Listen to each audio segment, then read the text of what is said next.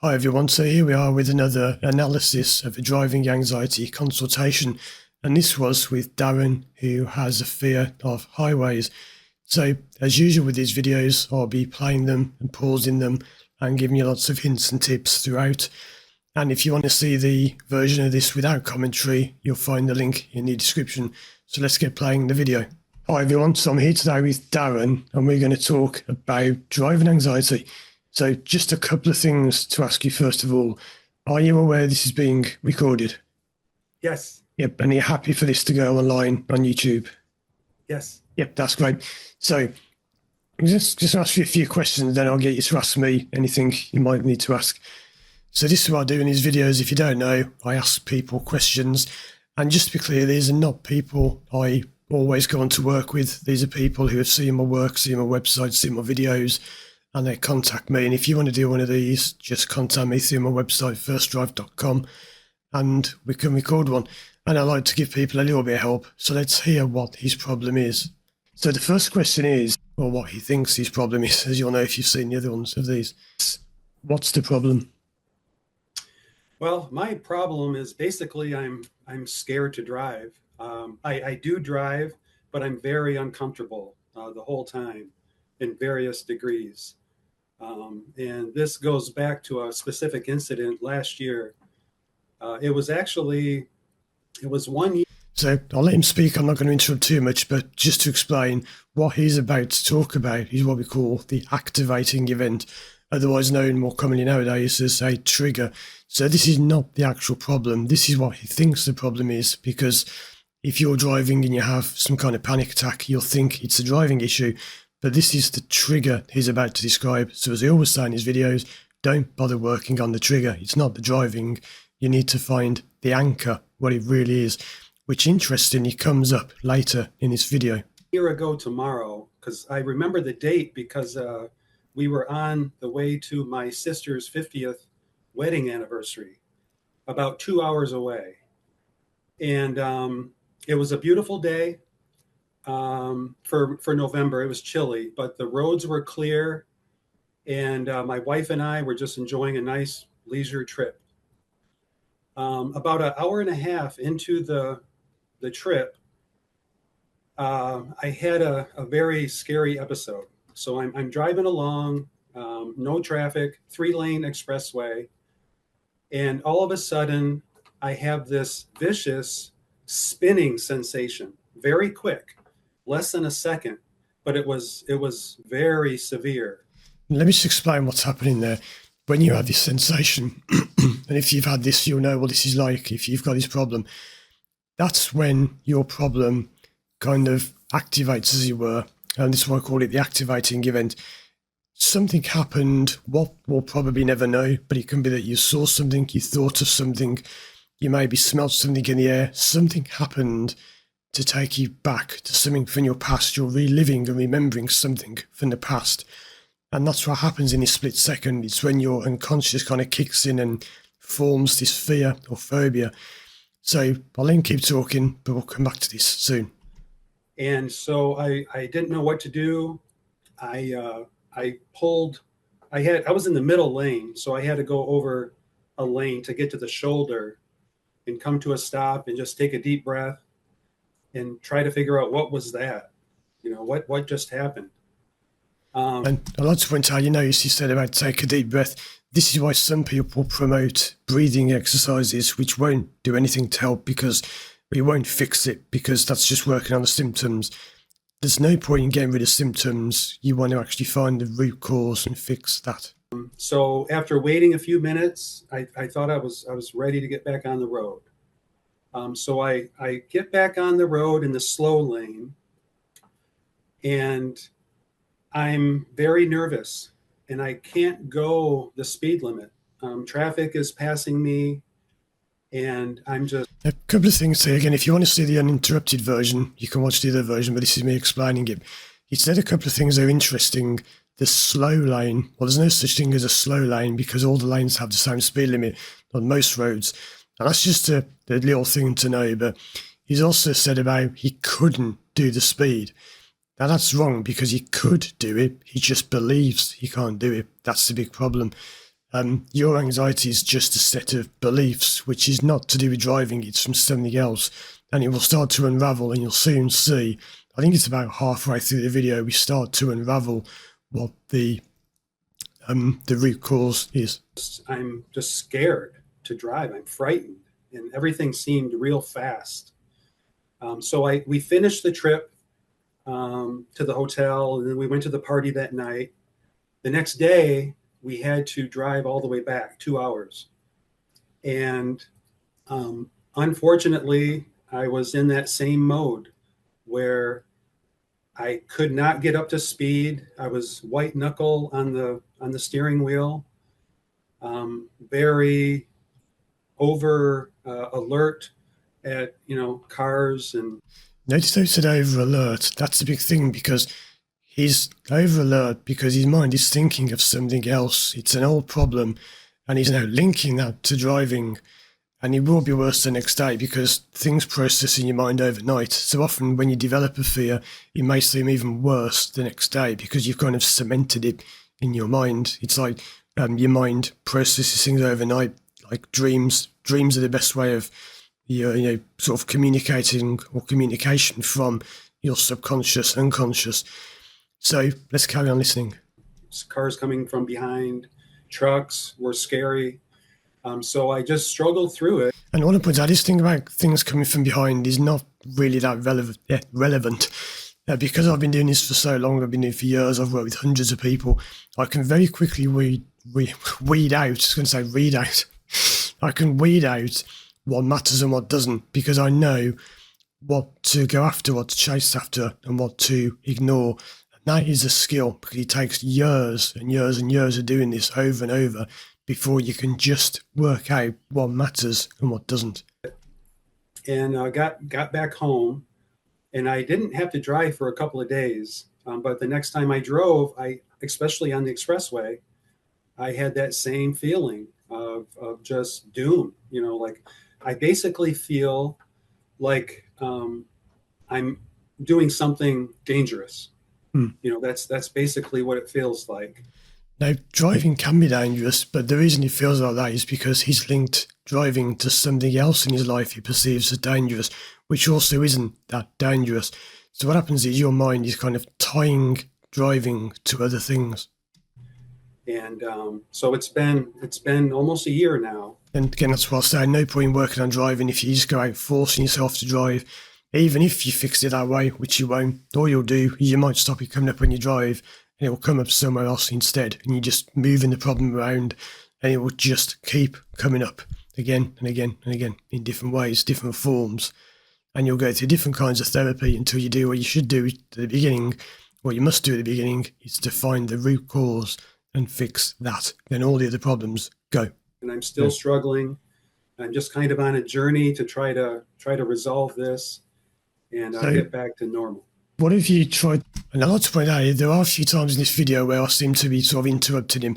There's a slight delay on my side. So when you do calls over Zoom, sometimes you have like a very slight delay and your microphone can cut off for a second or whatever. So I don't mean to butt in and interrupt him. It's just sometimes being able to listen to people is a valuable skill. But online, sometimes you do have that slight thing where you have to kind of deal with the slight technical issue to resolve it. Well, it's been a long road. Right away, my wife was saying, "You need to be hypnotized. You have a phobia. You need to be hypnotized." His wife was right, but I'm going to say something about this at the moment, which is interesting, and I'll clarify the point because a lot of people get this wrong, and it's a major thing. And I'm like, "Oh, whoa, that's crazy." But she was half kidding, half serious. So I was. One point I might know is, I find it funny, not nothing against Darren, this is just what I find funny, is that people think hypnosis is weird and odd. And they say, oh, that's rubbish. These stage shows where they say, when I click my fingers, you're going to open your eyes and you'll think you're a dog and you'll be barking. And people open their eyes and they're going, woof, woof, woof, woof. And people say, oh, that's rubbish. That would never happen to me. Well, what do you think about going driving and being scared of driving? You're panicking and sweating and shaking while everyone else is just calmly driving. It's the same thing. You are just living out an imaginary problem in your mind, the same way that someone is imagining they're a dog. Trying to figure out, maybe it was a physiological problem of mine. Maybe I had something going on with my equilibrium. I looked into the vestibular system in the middle ear, and He's talking about a lot of medical things here. I don't do medical solutions because I'm not medically qualified. I'm not a doctor or nurse or anything. I should point out what he just said about the driving. You might think, well, how could that happen? Here's a question for you. What's one of the best and easiest and quickest ways to hypnotise yourself? To drive a car. It is one of the easiest ways to hypnotise anyone. And pretty much everybody on the road is driving in some form of hypnosis. You know how you drive automatically. And it's funny, sometimes people say to me, oh, it's a load of rubbish, don't believe in hypnosis. When I drive, I just do it without even thinking. So you've just admitted hypnosis works, because that driving without thinking is hypnosis. Maybe that was off.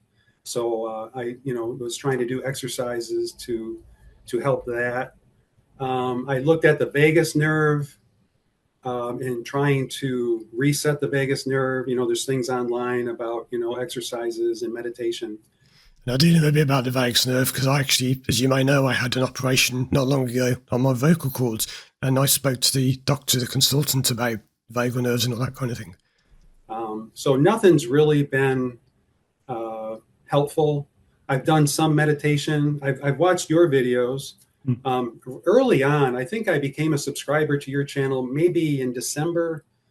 I'm just not sure, but early on I found your channel, and that's been a great help as far as support. Yeah. Like, okay, I'm not crazy, and you have some good tips on there as far as what might work and what definitely doesn't work. So I keep that in mind. And I can tell you one thing. So you can carry on. That's what I mean about interrupted. I think it was my earphones actually cut out something, and I thought he stopped talking. So I don't mean to be rude, but sometimes that can happen when you work online. Well, I'm just on a journey, and I'm optimistic that I'll eventually fix this, and soon, because it's kind of getting old, and it's like, okay. And this is what a lot of people say to me when I work with them. Most people I work with come to me and say, I've been watching your videos for 2 years, 3 years, 4 years, 5 years or more. And very often people either don't believe me at the beginning, or they don't want to believe it, or they think, oh, well, I'll fix it some other way. It's amazing how many people come to me and say, I've been watching you for years. And a lot of people end up saying, I wish I'd just come to you sooner. I need to do something and take care of this. Because what I was going to say is, you said that your wife said you needed to be hypnotized. Now, this is where I explain about hypnosis. Listen to this, then I'll explain it more. Yes. One thing people often don't realize is, do you realize you've already hypnotized yourself?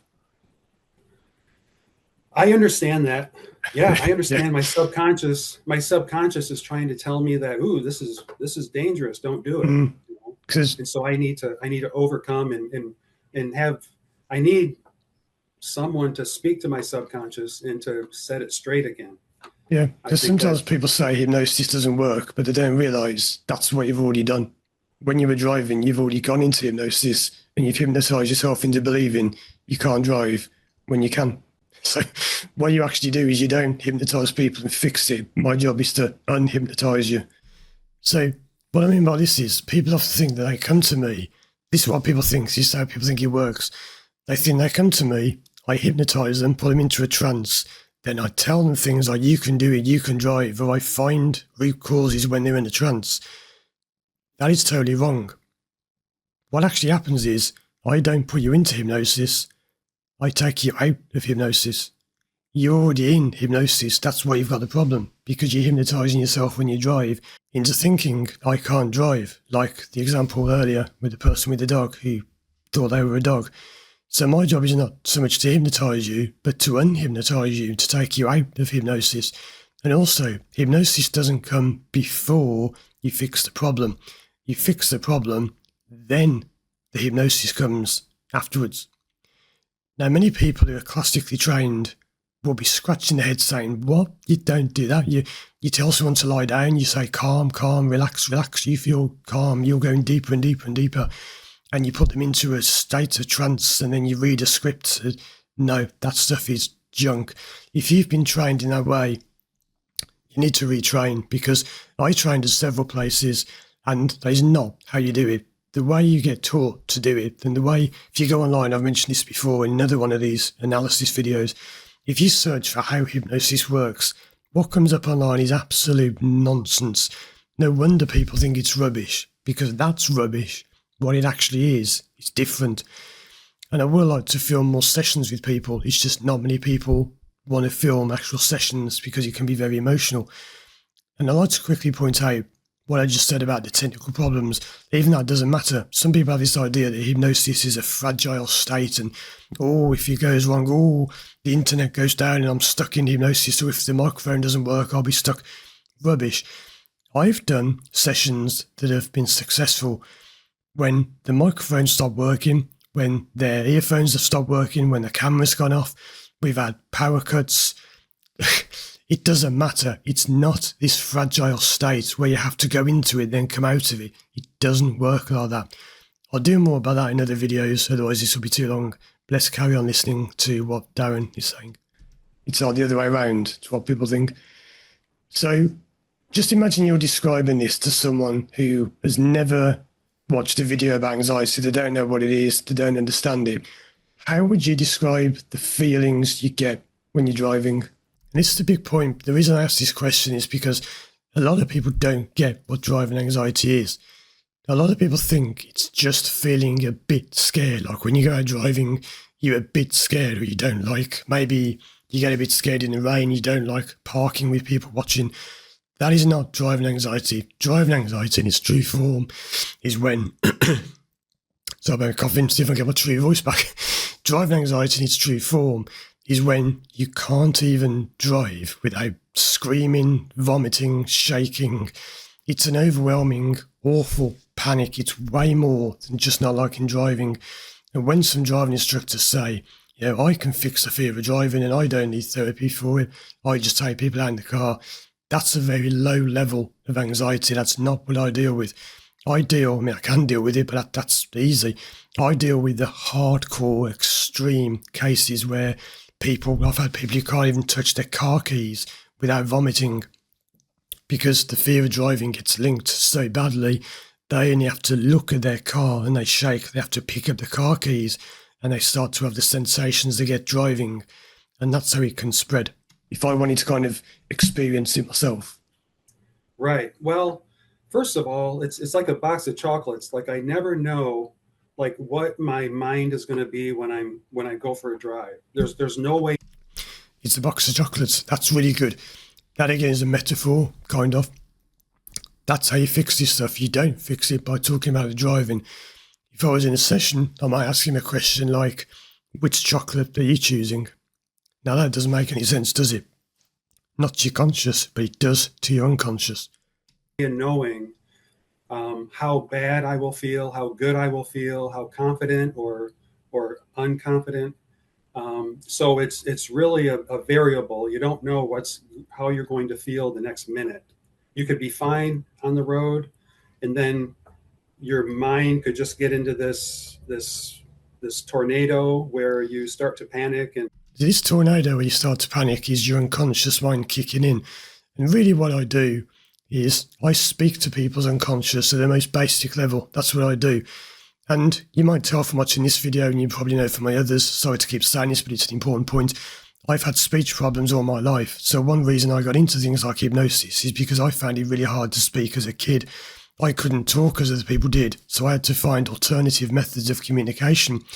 And that's why I understand that people who have never had problems don't get it. They're like, well, you just talk and you just speak. Speaking is a huge thing for me. It was until I went through this surgery. So I know how to talk to your unconscious and your subconscious. That's why I got into weird stuff, because I didn't always have the same interests as the people. So I went off and learned this weird stuff, which is now helping me a lot.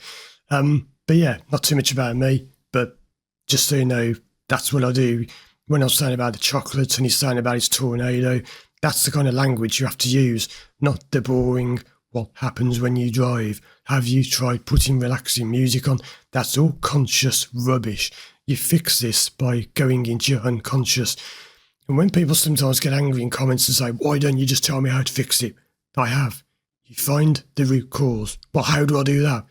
With therapy. Oh, I'm not doing therapy. Oh, I don't know.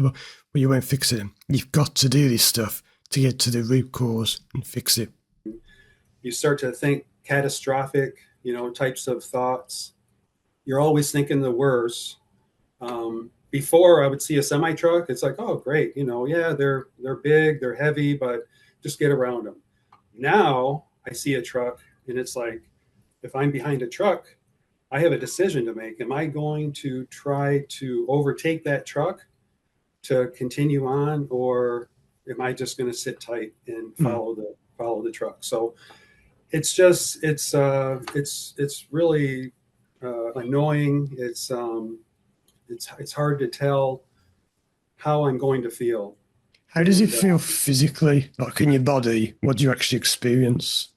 Yeah, physically, like early in a ride, when I first get on the expressway, often I will be warm, like I will be hitting the AC or turning down the heat. It's the great thing. First of all, you may have heard a cat in the background. We'll come back to that later. It just proves I'm paying attention. Notice he says, I'll hit the AC, the air conditioning, the aircon. I've heard people who have apparent solutions to driving anxiety, which is turn the air conditioning on. Right.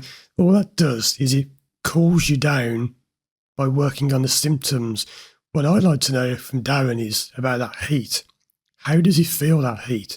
Because I can promise you that is a big clue as to what the root cause is.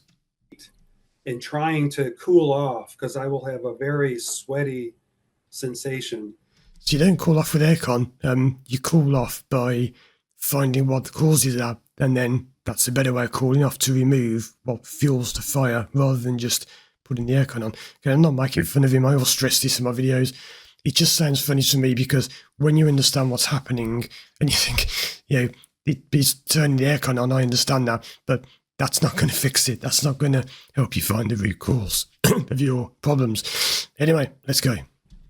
That's just in the initial 5 minutes maybe.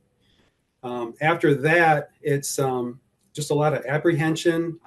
I have the grip on the steering wheel is everything for me, because that's my rock. That's interesting as well. I was going to almost ask about that, but this isn't a session, so I didn't. But he says the grip on the steering wheel is his rock. That's another sort of metaphor, not as deep as some metaphors would be, because it's quite a common saying. But so I was getting my voice back. I've been doing loads of these videos in a row. I've been recording loads of analysis, so I'm starting to lose my voice again. But yeah, that's interesting about what he said about the rock. That's the kind of thing you're looking for. You're listening for anything that's unusual, but you have to train it. I trained for a long time in this. And it's what you call conversational hypnosis. You don't just sit there and say, go deeper, go deeper, go deeper, relax, relax. That's a very basic level of hypnosis. I won't get too much into that, but let's keep listening. And I'm holding on to it way too tight. I know that. And I know how I'm doing mentally by how tight I'm holding the steering wheel. So, which is usually pretty tight. So especially at high speeds. Again, I know this from being a driving instructor for many years, as well as a therapist, is a lot of new drivers will hold the wheel far too tightly. And it's quite funny when you get a learner driver gets out of the car and you look at the wheel, there's often like fingerprints in the indents of the fingers on the steering wheel because they're so panicked. So yeah, it's about reducing that will often improve the driving, not just, do this, do that, driving instructors shouting at people. You work on the reasons for them being scared, which can just be because they're new to it, but it can be other things, and that can help the driving. So it's there's a lot of, I have a lot of tendencies, I would call it, on the road. I do not like people when I see people in my rear view mirror coming from behind, that gets me nervous. I don't like that. Yeah, the reason for that, it's not that important, but it's simply a primal thing. Like if you see someone coming up behind you, start being attacked, you start being, hunted or whatever, that's why it sets off fear. That itself is rarely anything to do with it, but it can be. I think part of that is because I'm going slow. And so I get kind of self-conscious that, oh, those people are going to come up and they're going to. Now, there's a big thing. He's self-conscious. Remember that for what comes up soon. See, I'm going so slow. They're going to wonder what's wrong with me. I like to follow people because it's easier to follow somebody and know like where the road is going and how fast I can go safely and things like that. So I'll just tuck in behind a slower moving vehicle and just continue on the way. Do you do that? If you've got a fear of driving, do you follow trucks? A lot of people say they follow trucks. It's just a safety thing.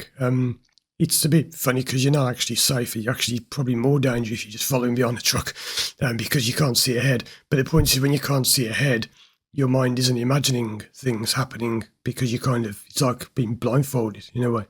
Yeah. So something people often ask, I know what the answer to this is, but this is what people often ask in the comments. Again, when you're a new therapist, you may ask these questions and be thinking you're getting somewhere. This is nothing to do. This is never going to fix the problem. Asking questions like I'm about to ask, this is a deliberately useless question, but this is what people who don't know what they're doing will ask.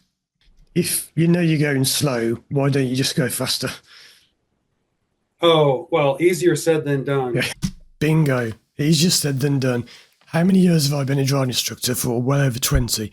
How many times do you get people blowing the horn in the cars behind, just waving, go faster, go faster? Do you honestly think it's as simple as just saying, go faster? I've never noticed that we're not going faster. That's not the problem. That isn't why learners drive slowly. That's not why people with anxiety drive slowly. It's no good just saying, go faster. And these people think they're so clever. I've got the answer. Go faster. No, that's not going to do anything. I mean, I'm looking at that miles per hour on my dashboard, and I'm like, oh, I got to get it up. I got to get it up. This is, I'm a danger, traffic. I wish I could just. You're not free to do that, Exactly. Boom. You're not free to just do that. You can't just go faster. It's like when someone's about to give a big speech and they're a bit nervous and people say, don't be nervous. All right. So you mean I don't have to be nervous? Oh, I never thought so. Oh, I just stop being nervous. Oh, the nerves have gone. It doesn't work like that. No. I can't just go faster. That would be traumatic for me. That would be stepping way out of bounds, unsafe. I'm just not ready for that. So there are times when if I'm on a longer trip, sometimes towards the end of that trip, I can feel I'm gaining a little bit of confidence. I can go a little faster. I can be a little more aggressive. And then I'll get home and maybe I can do this.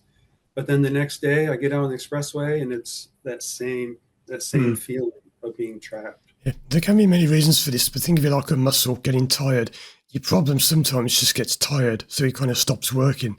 But when you've rested, it will just come back the next day. Yeah. It comes back. Have you got any idea what may have caused this? Now, to point out, another solution people come up with is what we're talking about this. Some people have this thing where the way to get over anxiety is to psych yourself up, to jump up and down and say, yeah, you got this, you can do it, high five, play dance music, whatever. The way that works is it just fills you with adrenaline, which can kind of cut out the problem. You're full of adrenaline, you're full up, you're full of it. You just go out and you think, yeah, I fixed it. You haven't fixed anything. It's just you're kind of hyped up and you're kind of tricking yourself into thinking it's gone, but it hasn't. Yes. My latest theory is, just because it was the reason I laughed there, my latest theory is this is what people do. People rationalize their problem. I've got this theory and this theory and this theory. it's all wrong because your conscious conclusions will not fix an unconscious problem.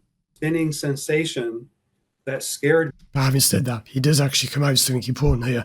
This isn't the answer, but it starts leading towards the answer. me. I think it goes back to an incident I had when I was 25 years old. I was in a restaurant slash bar, meeting with friends. My wife, well, she wasn't my wife yet, but she was with me, a couple of friends. And I was standing up in the back of the bar, and I took a sip of my drink, and I felt this pressure in my chest, like an air bubble, like I had to burp.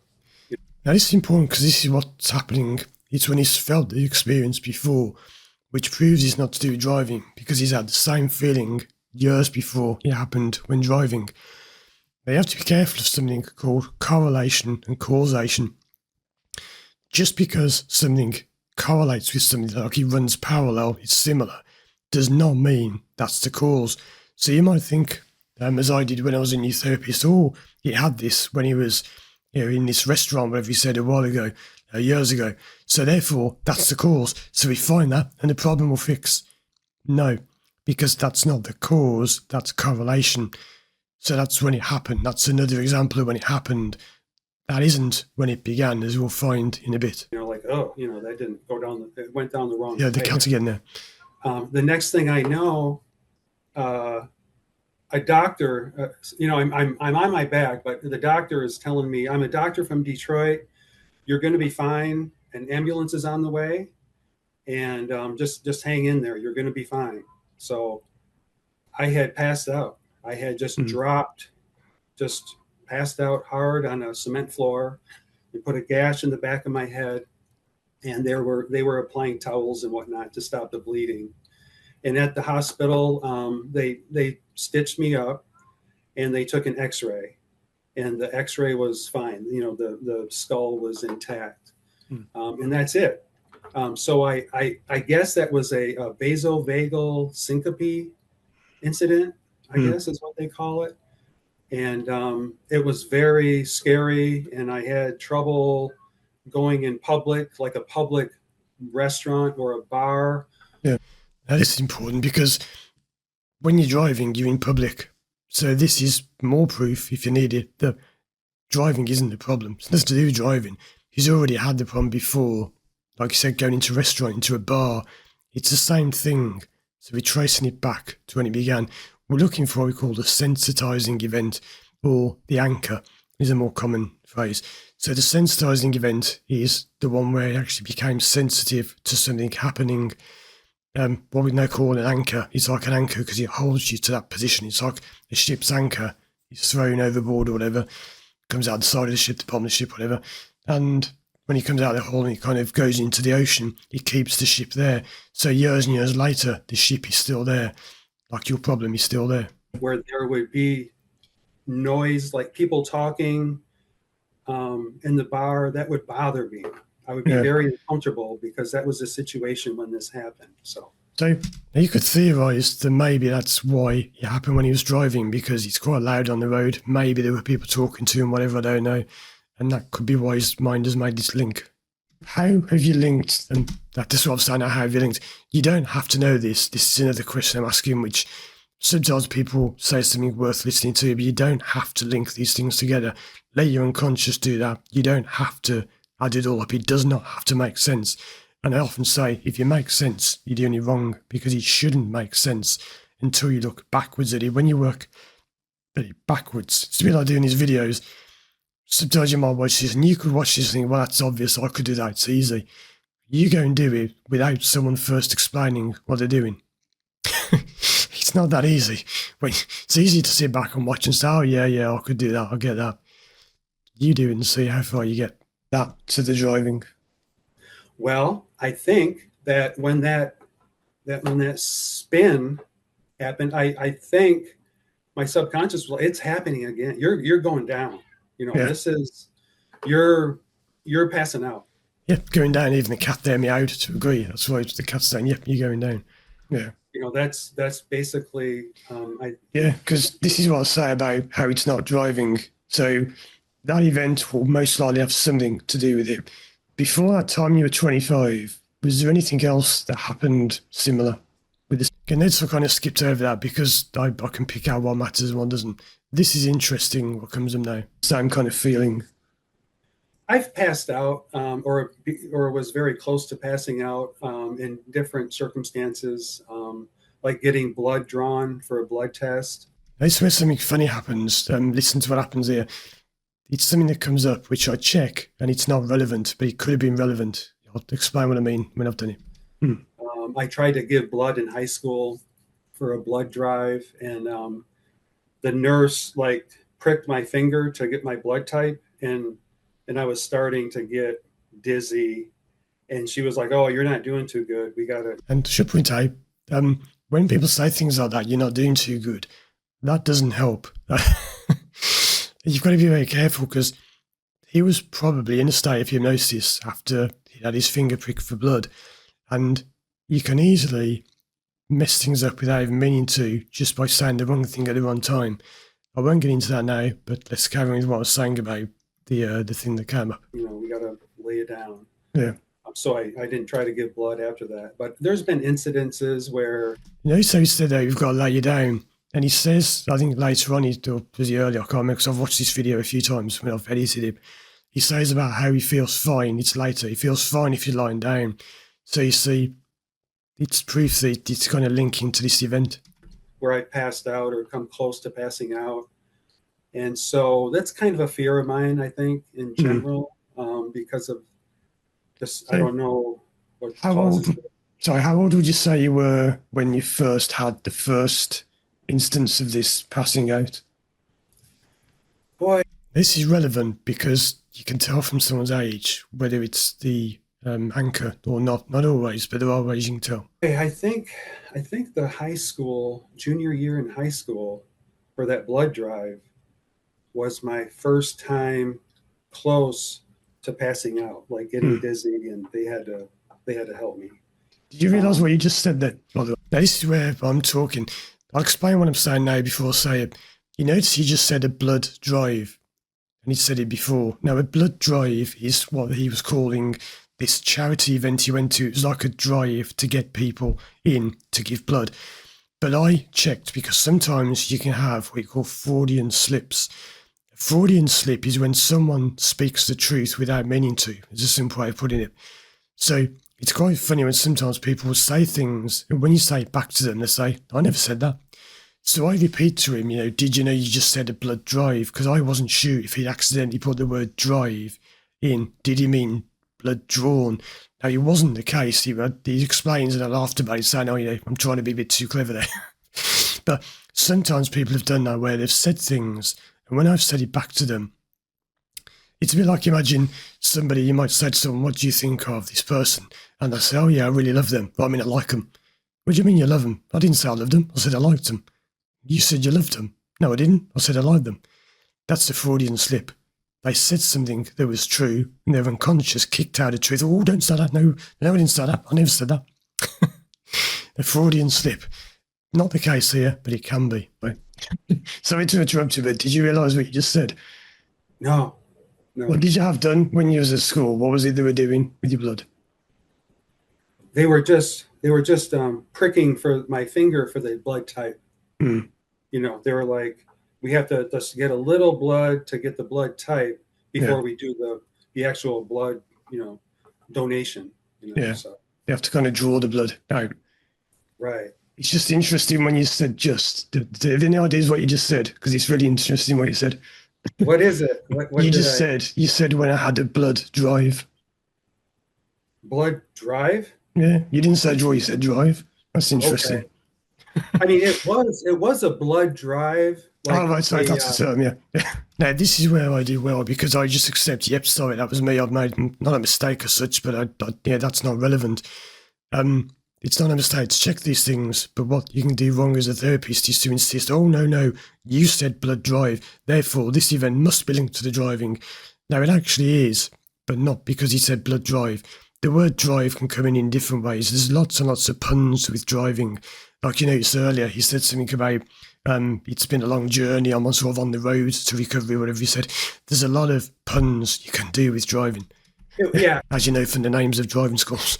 it was a blood drive, like a like a charity thing where everybody gets together and does I see what something. you mean, yeah. So it's sometimes Yeah, people replace words because they say a drive instead of a draw. If that's right, fine. Yeah. This is right. why I have to be careful I don't get too clever and mess things up. Yeah, yeah, Yeah. that's right. That's right. So what's the worst thing about having this problem? It's just it's being uncomfortable, very uncomfortable on the road, and it tends to interfere with your social activities. I think twice before agreeing to drive a half hour, to an event or something. It's like, let me set this one out, or maybe I can have my wife drive Hmm. or something. So it's limiting. I'm able to drive. It's just that I'm very uncomfortable. Yeah, these are the things you're fixing. We're not really fixing the driving, as I've said in other videos. What we're fixing is the root cause, and the driving is almost like a happy little bonus that you can drive again. When you fix the root cause, lots of things in your life can change. Like be more confident, you might want to go out more. If someone says, "Have you done this?" Where someone says, "Do you want to go out on a camping trip or whatever?" And there was that Fraudian trip. And you make up excuses like, oh, I'm a bit tired, or I've got something else to do. And you really want to go, but you're scared because you haven't had chance to go and look up whether you're going to have to drive on a fast road to get there. All those things can just go. With it. Yeah. And I just, there are times when I avoid the expressways. I might take a little bit longer route to where I'm going just to avoid the expressway. Yeah. So I think that's because the expressway, I feel trapped because there's no like parking lot or driveway that I can just pull into. And this comes up ever such a lot. There's no escape, nowhere to pull over. That's when the panic comes in. Very, very common if you've got that. It doesn't really mean anything. It's just pretty much everyone with driving anxiety has this, where they're more panicked if they've got nowhere to stop. It's simply because it sort of exacerbates the fear. It's almost like there's no escape. There is, but it's just that you don't know what it is you're actually escaping. At any time. Yeah, yeah. Whereas a 2-lane road, if I'm not feeling good or whatever, it's like, let me just duck in here at this parking lot. Just So you need to have an escape. Right. Yeah, that's the common thing. Yeah.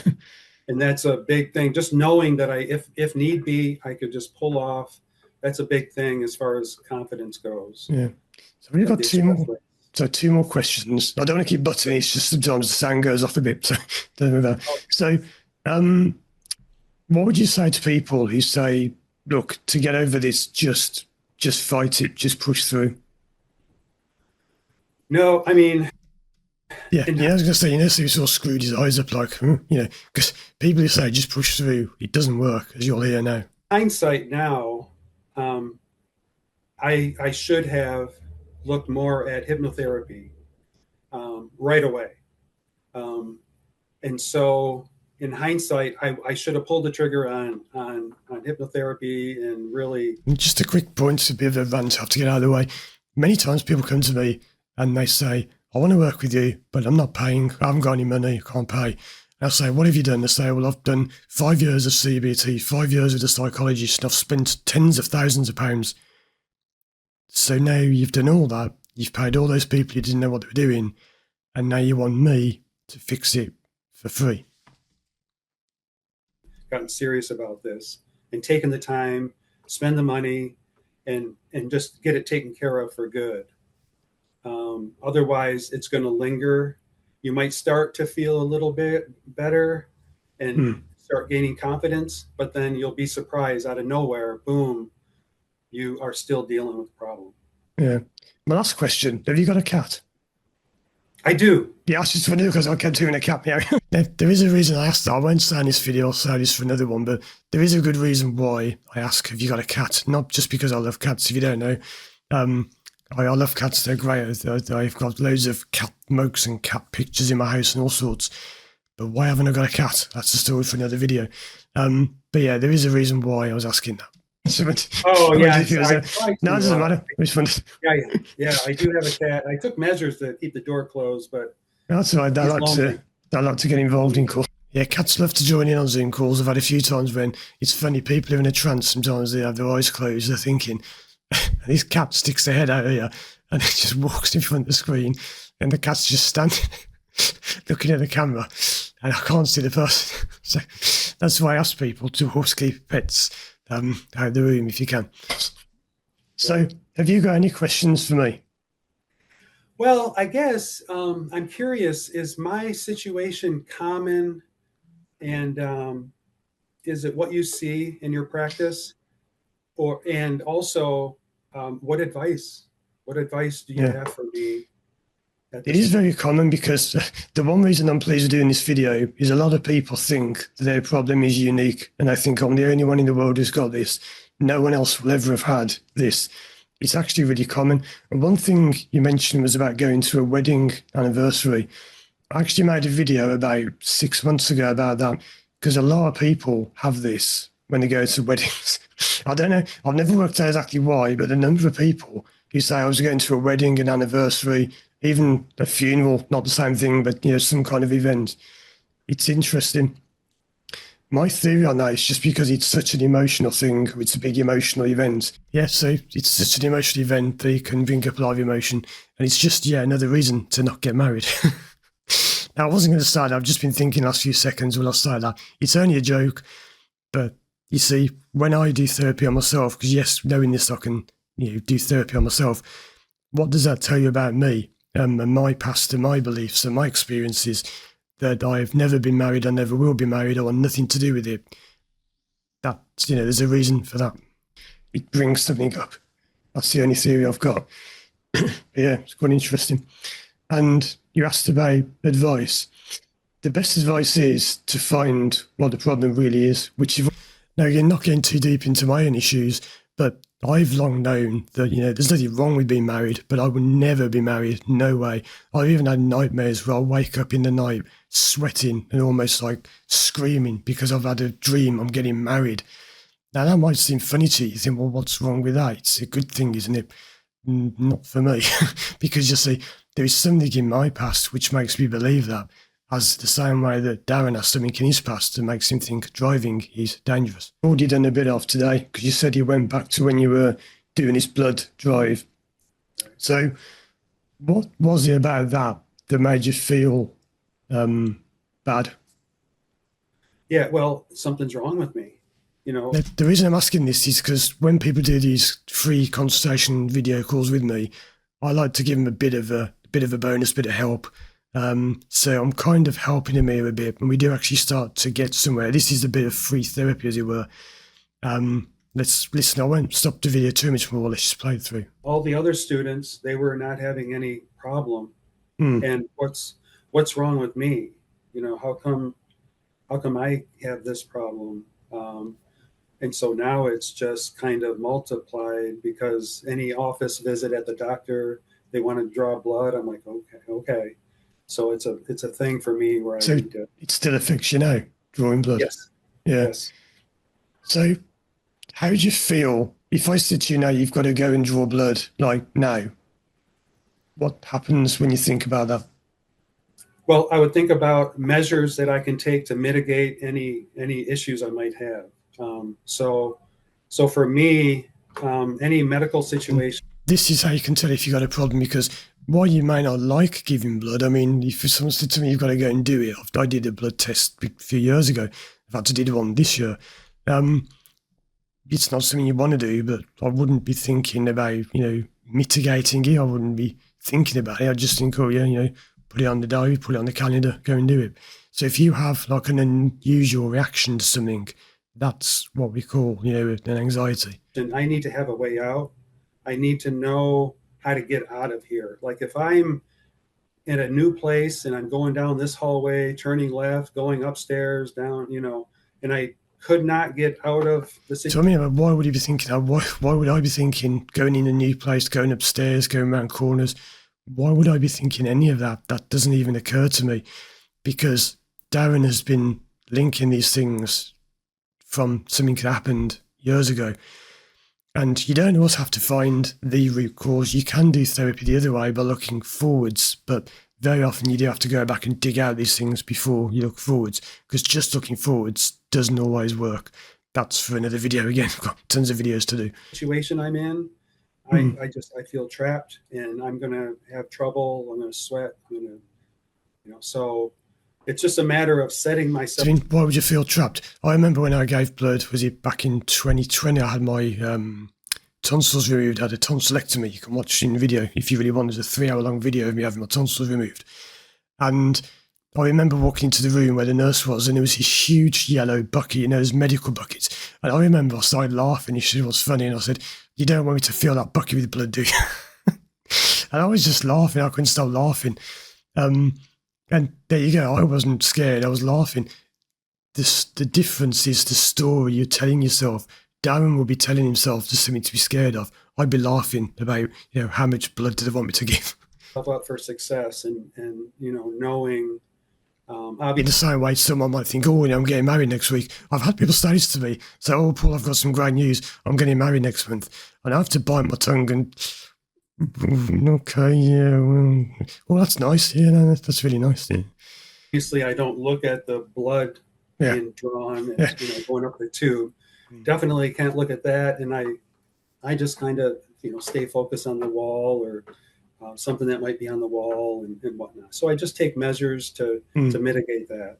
So can you see any parallels between that and what you said about driving on the lanes, or in the lanes?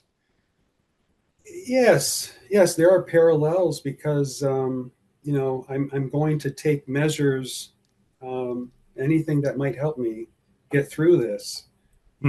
This is what's saying, correlation and causation. Be careful you don't mix them up.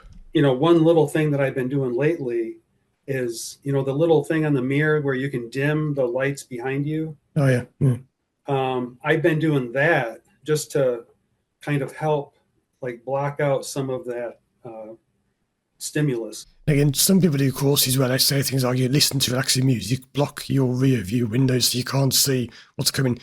These are not solutions. They are bodging. They're what you call band-aid therapy. It's just like putting a band-aid over a problem, over a cut. It's not going to fix it. You need to fix it properly. From the back. Just any little thing like that, I'm going to do to try to mitigate the risk of having a. So if you went to get blood drawn, let's say somebody locked the door, and this is me doing a bit of testing, no way out, that would make it worse. Yeah, up top. Now look at that. Did you see that? If I run that back. I mean, this is obvious, right? I just let this play. So if you went to get blood drawn, let's say somebody locked the door, there's no way out. That would notice how you went, lock the door, there's no way out. I'm testing to see if it really is a problem. And it really is a problem. You can tell from his reaction. Make it worse. Ooh, no, ooh, don't like that. That'll probably be the thumbnail for this video. I do check with people first if they're happy with thumbnails. But yeah, that would be a great thumbnail to show the discomfort. Yeah, up top. Very, very worse. I would, if that had to happen, I would request to lay down. If I could lay down. Notice you said lying down like before when the nurse said you're not doing so well and you had to lie down. Down, have at it. If I'm laying down, you can poke me as much as you want. I like that saying, have at it. It's a very old English saying that. It's like an old medieval saying, have at you. It's a kind of old jousting sort of term, whatever. I don't care because I'm laying down. So the reason I'm asking that is because that's linked, this is what I mean about it's not about driving. That's your real problem, because you asked about how it can help you, any tips. What I'm wondering is, where does this need to come from to get out, to escape? Any idea what that's all about? Yeah, I don't know. No, you won't know. As I say in a moment, you won't know, because that's a conscious question. That's why you won't know consciously, but that's what you'd find out when you do hypnosis or whatever. Because you access your unconscious and the answer will come up. You'd find out where that comes from. Because there's something about that. I don't know what it is, because I don't have the answer. And this is why hypnotherapy is so good. Blatant plug here, but hypnotherapy beats all of the forms of therapy, in my opinion, because it gets straight to the unconscious. We don't waste time with conscious talk like I am in this video. We get straight to the unconscious, get the answer, there you go. No theories, it's just go in, get the real answer straight from your subconscious, unconscious, boom, so you do. But there's something about this need to escape when he was in school, having his blood drawn. That's how you're going to fix this, to find out what was going on there. It probably won't be anything to do with that directly, but there'll be something about having to get out, or you said about what other students were thinking about you. Why? Again, this is not what I would normally do. I'm doing this for people watching this who want to sort of understand what I'm doing, but you wouldn't find the problem just by talking like this. Does that matter what other people were thinking? Well, I mean, it's just less so. Like the older I get, I think it's maybe a little less, but it's still I'm very conscientious of the people around me and what they think. And age is a good healer. When I was a kid, I was a very, very shy kid. If you just said to me, years from now, you'll be making videos that millions of people around the world will watch. I've had over 10 million views or whatever on my channel. I would have said, well, no way. I can't do that. Age does change things, but it doesn't often fix anxiety. Way more than most people I meet with. Out on the road, it's like if somebody's coming from behind, most people be like, what? They're behind me. It's like, who cares? But for me, I'm like, oh, they're going to see I'm going slow. And that's, I don't want to draw any attention to myself. And so I just don't like, the people coming up from behind. What's this about drawing attention to yourself? There's something behind that. With this. Now, if I was like before I was, it wouldn't bother me because I'm a good driver. I would be able to, go the speed limit and just do normal things and blend in with everybody. Mm-hmm. But now I feel like I'm sticking out. Blending in, sticking out.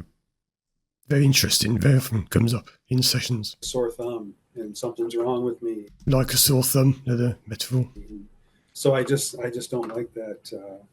I'd much rather be following people that are looking forward instead of coming from behind. So is there anything else you want to ask? No, I think that's some very good insight. I appreciate that.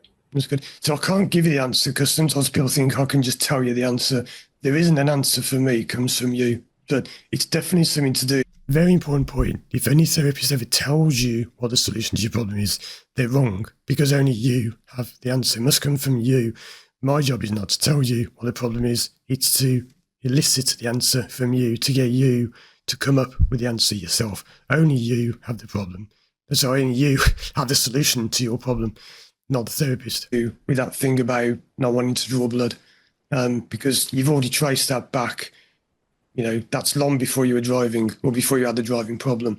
So That's what you need to work out, how that affected you. Why? I don't like saying why because why is not always the best way of doing it, but why it affected you and how it affected you.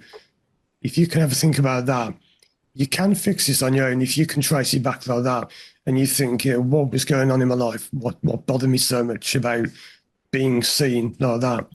Because I remember at school there was one kid, talking about being seen before I tell my story, I've just noticed if I turn this, do you know I could do that? Yeah, do you know I could change the volume on this microphone? There you go. Anyway, let's finish off with my little story. In my class, he was a bully, and he actually passed out having an injection.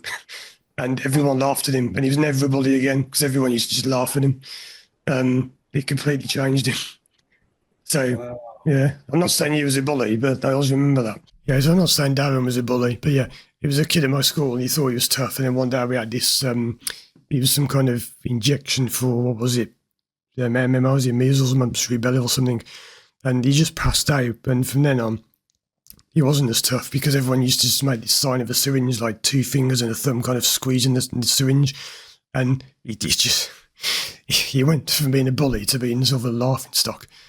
Yeah. Right. Anyway, so thanks a lot so there you go. That's the end of that. So I hope you find these videos helpful, these about the sort of insights. And I can't fix your problem for you. I can't tell you what it is. But after we did this, we did have a short chat for a few minutes. And another event came up about another time when he had blood drawn, which was earlier than the one at school. So that could be relevant as well. And if I do hear back from people who did these videos with me, I will update you or get them to make a video, sending you any changes, any updates. But remember, we're not fixing the problem here. This is to help for me to give them some idea what it could be, and for them to help show other people that you're not alone. So check out these other videos of mine on the screen now. If you want to work with me one-to-one online from anywhere in the world, or take one of my online courses, visit my website firstdrive.com. Thanks for watching, and as always, I'll see you again soon for more videos.